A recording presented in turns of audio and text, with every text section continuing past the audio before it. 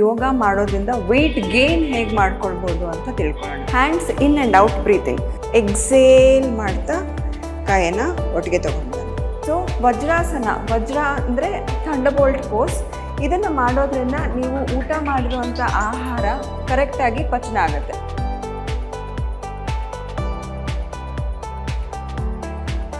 ಇದನ್ನು ಮಾಡೋದ್ರಿಂದ ನಿಮ್ಮ ಮೆಟಬಾಲಿಸಮ್ ಇಂಪ್ರೂವ್ ಆಗುತ್ತೆ, ಡೈಜೆಷನ್ ಹೆಚ್ಚಾಗುತ್ತೆ.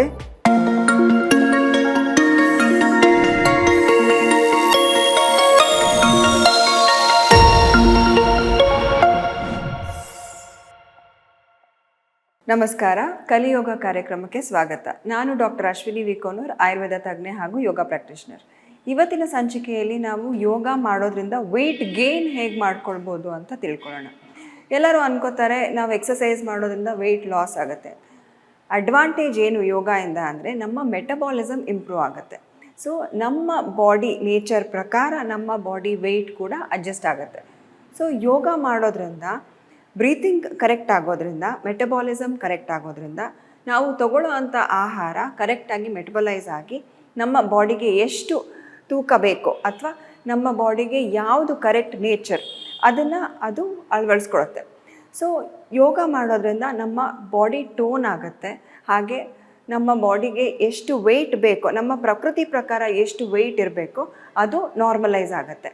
ಸೊ ಮೊದಲನೇದಾಗಿ hands in and out breathing. So ಇದಕ್ಕೆ ನೀವು ತಾಡಾಸನಕ್ಕೆ ಬನ್ನಿ. ಕಾಲೆರಡು ಒಟ್ಟಿಗೆ ರೋಲ್ ಬ್ಯಾಕ್ ಮಾಡಿ ನಿಮ್ಮ ಶೋಲ್ಡರ್ಸನ್ನು. ನಿಮ್ಮ ಕೈಗಳನ್ನು ಬಾಡಿ ಮುಂದೆಗಡೆ ತೊಗೊಂಡು ಬನ್ನಿ. ಪಾಮ್ಸ್ ಎರಡು ಜಾಯ್ನ್ ಆಗಿರಬೇಕು. ಈಗ ಇನ್ಹೇಲ್ ಮಾಡ್ತಾ ಸಿಂಕ್ರನೈಸ್ ಮಾಡಿ ನಿಮ್ಮ ಬ್ರೀತಿಂಗನ್ನು, ಕೈಯನ್ನು ಅಗಲಿಸ್ಕೊಳ್ಳಿ. ಎಕ್ಸೇಲ್ ಮಾಡ್ತಾ ಕೈಯನ್ನು ಒಟ್ಟಿಗೆ ತೊಗೊಂಡು ಬನ್ನಿ. Inhale stretch, exhale back. Inhale ಮಾಡ್ತಾ ಸ್ಟ್ರೆಚ್ ಮಾಡಿ,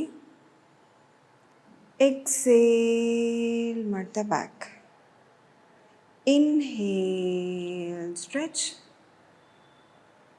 exhale and back. ಈ ರೀತಿ 10 times ಮಾಡಿ.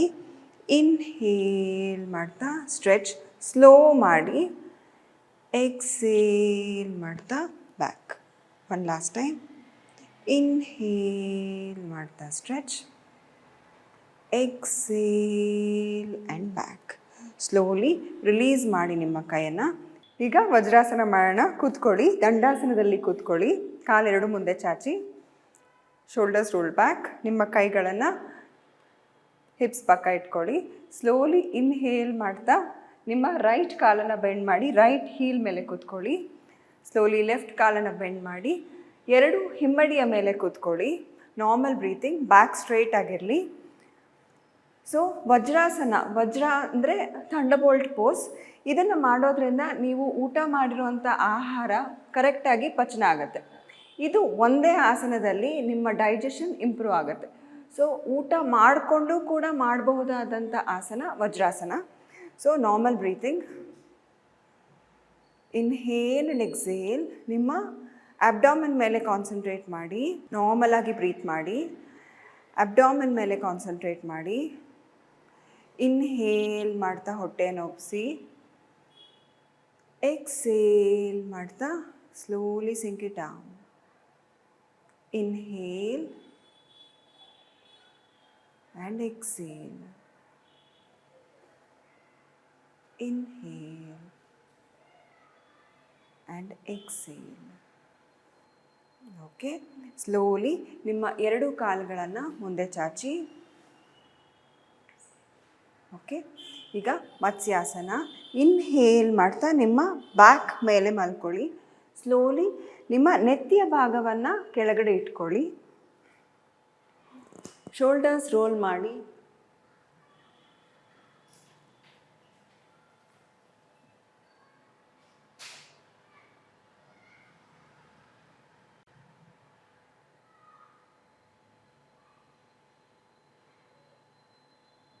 ನಾರ್ಮಲ್ ಆಗಿ ಬ್ರೀತ್ ಮಾಡಿ.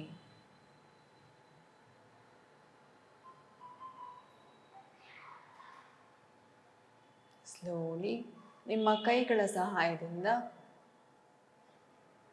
ಕತ್ತನ್ನು ರಿಲೀಸ್ ಮಾಡ್ಕೊಳ್ಳಿ. ಈಗ ಶವಾಸನಕ್ಕೆ ಬನ್ನಿ. ನಾರ್ಮಲ್ ಆಗಿ ಬ್ರೀತ್ ಮಾಡಿ, ರಿಲ್ಯಾಕ್ಸ್ ಮಾಡ್ಕೊಳ್ಳಿ ಬಾಡಿನ. ಕಣ್ಣನ್ನು ಮುಚ್ಕೊಳ್ಳಿ, ಜಸ್ಟ್ ರಿಲ್ಯಾಕ್ಸ್.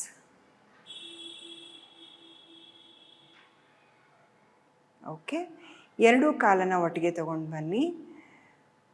ಇನ್ಹೇಲ್ ಮಾಡ್ತಾ ನಿಮ್ಮ ಕೈಗಳನ್ನು ಮೇಲೆ ಚಾಚಿ, ಕಾಲುಗಳೆರಡು ಒಟ್ಟಿಗೆ ತಗೊಂಡು ಬನ್ನಿ. ಇನ್ಹೇಲ್ ಮಾಡ್ತಾ ಕೈಯನ್ನು ಮೇಲೆ ಚಾಚಿ. ಈಗ ಎರಡೂ ಕಾಲುಗಳನ್ನು ಸ್ಲೋಲಿ 45 ಡಿಗ್ರೀಸ್ಗೆ ಎತ್ಕೊಳ್ಳಿ, ದೆನ್ 90 ಡಿಗ್ರೀಸ್ ಆ್ಯಂಡ್ ಬೆಂಡ್ ಮಾಡಿ.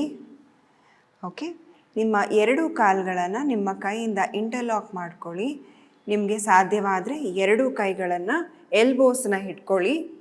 ಆದಷ್ಟು ಹೊಟ್ಟೆ ಭಾಗದ ಹತ್ರ ಪ್ರೆಸ್ ಮಾಡ್ಕೊಳ್ಳಿ ನಿಮ್ಮ ತೊಡೆಯನ್ನು. ಸ್ಲೋಲಿ ಇನ್ಹೇಲ್ ಆ್ಯಂಡ್ ಎಕ್ಸೇಲ್ ಮಾಡ್ತಾ ನಿಮ್ಮ ಚಿನ್ನನ್ನು ನೀ ಜಾಯಿಂಟ್ ಮಧ್ಯೆ ಇಟ್ಕೊಳ್ಳಿ. Normal breathing. ಇದನ್ನು ಮಾಡೋದ್ರಿಂದ ನಿಮ್ಮ ಮೆಟಬಾಲಿಸಮ್ ಇಂಪ್ರೂವ್ ಆಗುತ್ತೆ, ಡೈಜೆಷನ್ ಹೆಚ್ಚಾಗತ್ತೆ.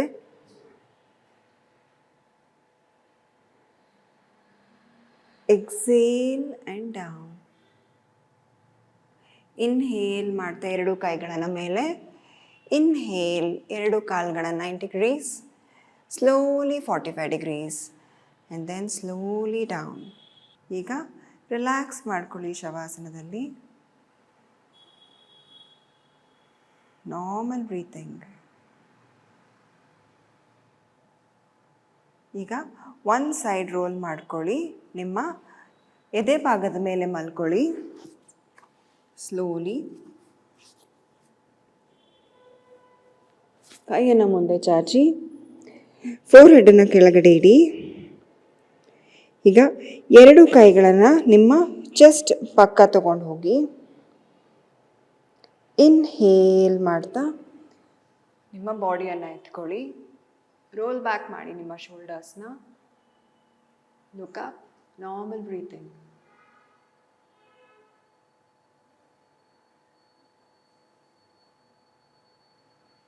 ನಿಮಗೆ ಇಷ್ಟು ಆಗಿಲ್ಲ, ಬರೀ ಇಷ್ಟೇ ಆಗ್ತಾ ಇದೆ ಅಂದರೆ ಇಷ್ಟೇ ಮಾಡಿ, ತೊಂದರೆ ಇಲ್ಲ. Normal breathing. ಕಾಲೆರಡು ಒಟ್ಟಿಗೆ ಇರಬೇಕು. Exhale and down. ನಿಮ್ಮ ಕಾಲುಗಳನ್ನ ಅಗಲಿಸಿ, ಎರಡು heels facing each other. Right ಕೈಯನ್ನು ಲೆಫ್ಟ್ ಶೋಲ್ಡರ್ ಮೇಲೆ, ಲೆಫ್ಟ್ ಕೈಯನ್ನು ರೈಟ್ ಶೋಲ್ಡರ್ ಮೇಲೆ. Chin on the intersecting point. ಕಣ್ಣು ಮುಚ್ಕೊಳ್ಳಿ. Normal breathing. ರಿಲ್ಯಾಕ್ಸ್ ಮಾಡ್ಕೊಳ್ಳಿ.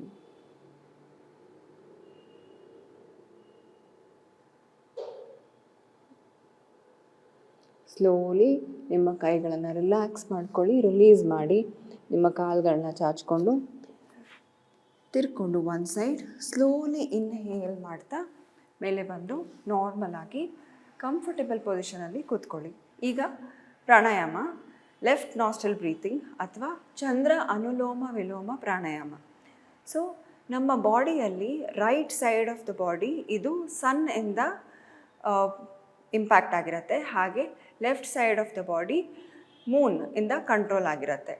ಸೊ ಲೆಫ್ಟ್ ನಾಸ್ಟ್ರಲ್ ಬ್ರೀತಿಂಗ್ ಮಾಡೋದ್ರಿಂದ ವೆಯ್ಟ್ ಗೇನ್ ಆಗ್ಬೋದು. ಸೊ ಬರೀ ಲೆಫ್ಟ್ ನಾಸ್ಟ್ರಲ್ ಬ್ರೀತಿಂಗ್ ಮಾಡೋದ್ರಿಂದ ಏನಾಗುತ್ತೆ ಅಂದರೆ ನಮ್ಮ ಬಾಡಿಯಲ್ಲಿ ಇರೋವಂಥ ಕೂಲ್ನೆಸ್ ಹೆಚ್ಚಾಗತ್ತೆ. ಸೊ ಚಂದ್ರನ ಪರಿಣಾಮ ಜಾಸ್ತಿ ಆಗೋದ್ರಿಂದ ವೆಯ್ಟ್ ಗೇನ್ ಆಗೋದಕ್ಕೆ ಸಹಾಯಕಾರ ಆಗುತ್ತೆ. ಸೊ ಹೇಗೆ ಮಾಡಬೇಕು? ವೆಯ್ಟ್ ಗೇನ್ ಆಗೋದ್ರ ಸಲುವಾಗಿ ಪ್ರಾಣಾಯಾಮ ಹೇಗೆ ಮಾಡಬೇಕು ಅಂದರೆ ಎವ್ರಿ ಡೇ, ದಿನನಿತ್ಯ 4 ಬಾರಿ, ಊಟಕ್ಕಿಂತ ಮುಂಚೆ, ಬೆಳಗ್ಗೆ ತಿಂಡಿಗಿಂತ ಮುಂಚೆ, ರಾತ್ರಿ ಊಟಕ್ಕಿಂತ ಮುಂಚೆ, ಹಾಗೆ ಮಲಗೋದಕ್ಕಿಂತ ಮುಂಚೆ 21 times 4 times a day left nostril breathing ಮಾಡಿ. ಹಾಗೆ 5 ಟೈಮ್ಸ್ ರೈಟ್ ಆ್ಯಂಡ್ ಲೆಫ್ಟ್ ಎರಡೂ ಕಡೆ ಬ್ಯಾಲೆನ್ಸ್ ಮಾಡಿ ನಾಡಿ ಶುದ್ಧಿ ಪ್ರಾಣಾಯಾಮ ಮಾಡಿದಾಗ ನಿಮ್ಮ ವೆಯ್ಟ್ ಗೇನ್ ಇಂಪ್ರೂವ್ ಆಗುತ್ತೆ ಅಥವಾ ನಿಮ್ಮ ವೆಯ್ಟ್ ಹೆಚ್ಚಿಸತ್ತೆ. ಅದೇ ರೀತಿ ನಿಮಗೆ ಅಕಸ್ಮಾತ್ ಶೀತ ರಿಪೀಟೆಡ್ಲಿ ಬರ್ತಾ ಇದೆ ಅಂತಂದರೆ ಬರೀ ಲೆಫ್ಟ್ ನಾಸ್ಟ್ರಲ್ ಬ್ರೀತಿಂಗ್ ಮಾಡೋಕ್ಕೆ ಹೋಗಬೇಡಿ, ಯಾಕಂದರೆ ಶೀತ ಇನ್ನೂ ಹೆಚ್ಚಾಗತ್ತೆ. ಸೊ ಶೀತ ಏನೂ ಇಲ್ಲ ಅಥವಾ ನಿಮ್ಮ ಡೈಜೆಷನ್ ಕರೆಕ್ಟಾಗಿದೆ, ಹಾಗೆ ವೆಯ್ಟ್ ಗೇನ್ ಆಗ್ತಾ ಇಲ್ಲ ಏನು ಮಾಡಿದ್ರು ಅಂದಾಗ ಈ ರೀತಿ ಅಂದರೆ 4 times a day 21 times each time ಮಾಡೋದು. ಸೊ ಹೇಗೆ ಮಾಡೋದು ಅಂದರೆ ನಿಮ್ಮ ರೈಟ್ ಹ್ಯಾಂಡಿಂದ ನಾಸಿಕ ಮುದ್ರ ಅಡಾಪ್ಟ್ ಮಾಡ್ಕೊಳ್ಳಿ. ನಾಸಿಕ ಮುದ್ರ ಅಂದರೆ ಇಂಡೆಕ್ಸ್ ಫಿಂಗರ್ ಮತ್ತು ಮಿಡಲ್ ಫಿಂಗರ್ ಇದೆರಡನ್ನೂ ನೀವು ಮಡ್ಚ್ಕೋಬೇಕಾಗತ್ತೆ. ಸ್ಲೋಲಿ ನಿಮ್ಮ ಥಂಬಿಂದ ರೈಟ್ ನಾಸ್ಟ್ರಿಲನ್ನು ಮುಚ್ಕೊಳ್ಬೇಕು. ಬ್ಯಾಕ್ ಸ್ಟ್ರೈಟ್ ಆಗಿರಬೇಕು, ಕಣ್ಮುಚ್ಚಿ. ಇನ್ಹೇಲ್ ಮಾಡೋದು ಲೆಫ್ಟ್ ನಾಸ್ಟ್ರಿಲ್, ಎಕ್ಸೇಲ್ ಮಾಡೋದು ಕೂಡ ಲೆಫ್ಟ್ ನಾಸ್ಟ್ರಿಲ್. ಈ ಥರ 1 ಇನ್ಹಲೇಷನ್ 1 ಎಕ್ಸಲೇಷನ್ ಮಾಡಿದಾಗ 1 ಬ್ರೆತ್ ಅಂತ ಕೌಂಟ್ ಆಗುತ್ತೆ. ಸೊ ಈ ರೀತಿ 21 ಟೈಮ್ಸ್ ಮಾಡಬೇಕು. ನೋಡ್ಕೊಳ್ಳಿ. ಇನ್ಹೇಲ್, ಎಕ್ಸೇಲ್, ಇನ್ಹೇಲ್ ಮಾಡ್ತಾ ನಿಮ್ಮ ಬಾಡಿ ಎಕ್ಸ್ಪ್ಯಾಂಡ್ ಆಗಬೇಕು. Exhale, inhale, exhale. ಈ ರೀತಿ 21 ಟೈಮ್ಸ್ ಮಾಡಿ ನಾಡಿ ಶುದ್ಧಿ ಪ್ರಾಣಾಯಾಮ ಮಾಡಿ ಬ್ಯಾಲೆನ್ಸ್ ಮಾಡಬೇಕು ನಿಮ್ಮ ಎನರ್ಜಿನ. ಸೊ ನಾಡಿ ಶುದ್ಧಿ ಪ್ರಾಣಾಯಾಮ ಮಾಡೋದಕ್ಕೆ ಇನ್ಹೇಲ್ ಮಾಡ್ತಾ ಲೆಫ್ಟ್ ನಾಸ್ಟ್ರಿಲ್, ನಿಮ್ಮ ರಿಂಗ್ ಫಿಂಗರ್ ಮತ್ತು ಪಿಂಕಿ ಫಿಂಗರಿಂದ ನಿಮ್ಮ ಲೆಫ್ಟ್ ನಾಸ್ಟ್ರಿಲ್ನ ಕ್ಲೋಸ್ ಮಾಡಬೇಕು. ರೈಟ್ ನಾಸ್ಟ್ರಿಲ್ ಓಪನ್ ಮಾಡಬೇಕು. Exhale through right. Inhale right side, close ಮಾಡಿ. Exhale left. ಇದು 1 ಬ್ರೀತಿಂಗ್. ಈ ರೀತಿ 5 breathings. Inhale left, close, exhale right, inhale right, close, exhale left. Slowly release ಮಾಡ್ಕೊಳ್ಳಿ. ಸ್ಲೋಲಿ ಕಣ್ಣನ್ನು ಓಪನ್ ಮಾಡಿ. ಸೊ ನೀವು ಲೆಫ್ಟ್ ನಾಸ್ಟ್ರಿಲ್ ಬ್ರೀತಿಂಗ್ ಮಾಡಬೇಕಾದ್ರೆ ನೆನ್ಪಿಟ್ಕೊಳ್ಬೇಕಾಗಿರೋವಂಥ ವಿಷಯ 21 ಟೈಮ್ಸ್ ಒಂದು ಸತಿಗೆ ಬಿಫೋರ್ ಬ್ರೇಕ್ಫಾಸ್ಟ್, ಮಧ್ಯಾಹ್ನ ಊಟಕ್ಕಿಂತ ಮುಂಚೆ, ರಾತ್ರಿ ಊಟಕ್ಕಿಂತ ಮುಂಚೆ, ಹಾಗೆ ಮಲ್ಕೊಳ್ಳೋದಕ್ಕಿಂತ ಮುಂಚೆ. ಮತ್ತು ಬ್ಯಾಲೆನ್ಸ್ ಮಾಡಲಿಕ್ಕೆ ಬೋತ್ ದ ನಾಸ್ಟ್ರಿಲ್ ಬ್ರೀತಿಂಗ್ ಅಥವಾ ನಾಡಿ ಶುದ್ಧಿ ಪ್ರಾಣಾಯಾಮ ಮಾಡಿ ಎನರ್ಜಿ ಲೆವೆಲನ್ನು ಬ್ಯಾಲೆನ್ಸ್ ಮಾಡ್ಕೋಬೇಕಾಗತ್ತೆ. ಸೊ ವೆಯ್ಟ್ ಗೇನ್ ಏನಕ್ಕೆ ಇಂಪಾರ್ಟೆಂಟ್ ಅಂತಂದರೆ, ಈಗ ನಮ್ಮ ಬಾಡಿಯಲ್ಲಿ ವೆಯ್ಟ್ ನಮ್ಮ ಪ್ರಕೃತಿಗೆ ತಕ್ಕಾಗಿ ಇರಲಿಲ್ಲ ಅಂದರೆ ನಮ್ಮ ಇಮ್ಯುನಿಟಿ ಲೋ ಆಗಿರುತ್ತೆ. ಸೊ ಸ್ಟ್ರೆಸ್ ಹೆಚ್ಚಾದಾಗಲೂ ಕೂಡ ವೆಯ್ಟ್ ಗೇನ್ ಆಗೋದಿಲ್ಲ. ನಾವು ಏನೇ ತಿಂದರೂ ವೆಯ್ಟ್ ಗೇನ್ ಆಗೋದಿಲ್ಲ. ಸೊ ವೆಯ್ಟ್ ಗೇನ್ ಮಾಡಬೇಕು ಅಂದರೆ ನೀವು ಸ್ಟ್ರೆಸ್ ಲೆವೆಲ್ಸ್ನ ರೆಡ್ಯೂಸ್ ಮಾಡ್ಕೋಬೇಕು, ಬ್ರೀತಿಂಗ್ ಕರೆಕ್ಟಾಗಿ ಮಾಡಬೇಕು, ಹಾಗೆ ನಾರ್ಮಲ್ ಫುಡ್ ಅಥವಾ ಹೆಲ್ದಿ ಫೈಬರ್ಸ್ ಮತ್ತು ಹೆಲ್ದಿ ಶುಗರನ್ನು ತೊಗೊಳ್ಬೇಕಾಗತ್ತೆ. ಕಾರ್ಬೋಹೈಡ್ರೇಟ್ಸ್, ಪ್ರೋಟೀನ್ಸ್ ಎಲ್ಲ ಕೂಡ ಮಿಶ್ರಿತ ಆಗಿರಬೇಕು ನೀವು ತಗೊಳ್ಳೋ ಅಂಥ ಆಹಾರದಲ್ಲಿ. ನೀವು ಬರೀ ಜಂಕ್ ಫುಡ್ ತಿಂದ್ಬಿಟ್ಟು ವೆಯ್ಟ್ ಗೇನ್ ಆಗ್ತಾ ಇಲ್ಲ ಅಂದರೆ ಅದು ಆಗೋದಿಲ್ಲ. ಅದು ನಿಮ್ಮ ಬಾಡಿಯಲ್ಲಿರೋ ಅಂಥ ಕೊಲೆಸ್ಟ್ರಾಲ್ ಲೆವೆಲ್ಸನ್ನು, ಕೆಟ್ಟ ಕೊಲೆಸ್ಟ್ರಾಲ್ ಲೆವೆಲ್ಸ್ ಎಲ್ಲ ಹೆಚ್ಚಿಸುತ್ತೆ. ಸೊ ಹೆಲ್ದಿ ಫೈಬರ್ಸ್ ಮತ್ತು ಹೆಲ್ದಿ ಶುಗರ್ಸ್ ಅಂದರೆ ತಗೊಳ್ಳೋ ಅಂಥ ಕಾರ್ಬೋಹೈಡ್ರೇಟ್ಸ್, ವೀಟ್, ರೈಸು ಮತ್ತು ಇನ್ನು ಡ್ರೈ ಫ್ರೂಟ್ಸು, ಹಾಗೆ ಫ್ರೂಟ್ಸು, ಇದರಲ್ಲಿರೋ ಅಂಥ ಹೆಲ್ದಿ ಶುಗರ್ಸ್ನ ನೀವು ತಗೊಂಡಾಗ ವೆಯ್ಟ್ ಇಂಪ್ರೂವ್ ಆಗುತ್ತೆ. ರಾತ್ರಿ ಮಲ್ಕೊಳ್ಳೋದಕ್ಕಿಂತ ಮುಂಚೆ 4 ಬಾದಾಮಿ, 2 ಖರ್ಜೂರನ ಹಾಲಲ್ಲಿ ನೆನೆ ಹಾಕಿ ನೆಕ್ಸ್ಟ್ ಡೇ ಮಾರ್ನಿಂಗ್ ನೀವು ಅದನ್ನು ಹಾಲಲ್ಲಿ ರುಬ್ಬಿಬಿಟ್ಟು 1 ಬಾಳೆಹಣ್ಣು ಅದರೊಳಗಡೆ ಹಾಕಿ ಮಿಕ್ಸ್ ಮಾಡಿ ರುಬ್ಬಿ ಮಿಲ್ಕ್ ಶೇಕ್ ಥರ ಮಾಡಿಕೊಂಡು ಕುಡ್ದಾಗಲೂ ಕೂಡ ಈಸಿಯಾಗಿ ಅಬ್ಸಾರ್ಬ್ ಆಗುತ್ತೆ. ಹಾಗೆ ನೀವು ತಗೊಳ್ಳೋ ಅಂಥ ಆಹಾರ ಟೈಮ್ಗೆ ಸರಿಯಾಗಿ ತಗೊಳ್ಳಿ. ಜಾಸ್ತಿ ಒಟ್ಟಿಗೆ ಹೋಗಲಿಲ್ಲ ಅಂದರೆ in breaks every 2 hours once healthy ಫುಡ್ಡನ್ನು ಆಪ್ಟ್ ಮಾಡಿಕೊಂಡು ತೊಗೊಂಡಾಗ ಕೂಡ ನಿಮ್ಮ ವೆಯ್ಟ್ ಇಂಪ್ರೂವ್ ಆಗುತ್ತೆ. ನಿದ್ದೆ 6 to 8 hours ಮಾಡಿದಾಗಲೂ ಕೂಡ ನಿಮ್ಮ ವೆಯ್ಟ್ ಇಂಪ್ರೂವ್ ಆಗುತ್ತೆ. ಮನಸ್ಸಿಗೆ ಯಾವಾಗ ನೆಮ್ಮದಿ ಇರುತ್ತೋ ಆವಾಗ ನಿಮ್ಮ ವೆಯ್ಟ್ ಆಟೋಮ್ಯಾಟಿಕಲಿ ಇಂಪ್ರೂವ್ ಆಗುತ್ತೆ. ಇದಾಗಿತ್ತು ಇವತ್ತಿನ ಕಲಿಯೋಗ ಕಾರ್ಯಕ್ರಮ. ಮುಂದಿನ ಸಂಚಿಕೆಯಲ್ಲಿ ಮತ್ತೆ ಭೇಟಿಯಾಗೋಣ. ಅಲ್ಲಿವರೆಗೆ ನೋಡ್ತಾ ಇರಿ ವಿಸ್ತಾರ ಹೆಲ್ತ್ ಯೂಟ್ಯೂಬ್ ಚಾನಲ್. ಧನ್ಯವಾದಗಳು. ಪ್ರತಿ ಕ್ಷಣದ ಸುದ್ದಿಗಳಿಗಾಗಿ ವಿಸ್ತಾರ ನ್ಯೂಸ್ ಆಪ್ ಡೌನ್ಲೋಡ್ ಮಾಡಿ. ವಿಸ್ತಾರ ನ್ಯೂಸ್, ನಿಖರ ಜನಪರ.